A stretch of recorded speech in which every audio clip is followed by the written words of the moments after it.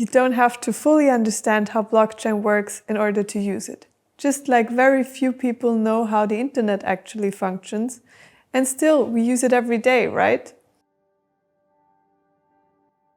What is blockchain?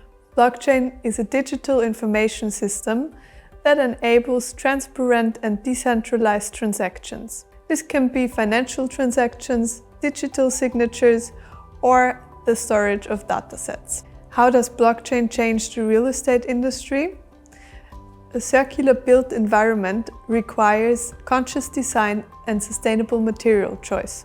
Blockchain facilitates an implementation of this challenge.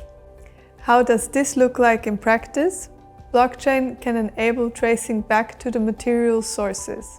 Besides traceability, blockchain can facilitate to predict recycle and reuse rates and the trade of materials in the construction sector. We're talking about a neutral system that is not linked to the owner of the materials and in the long term can facilitate evaluating the life cycle of a building.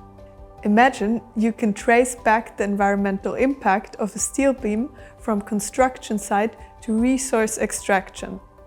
That's possible with blockchain.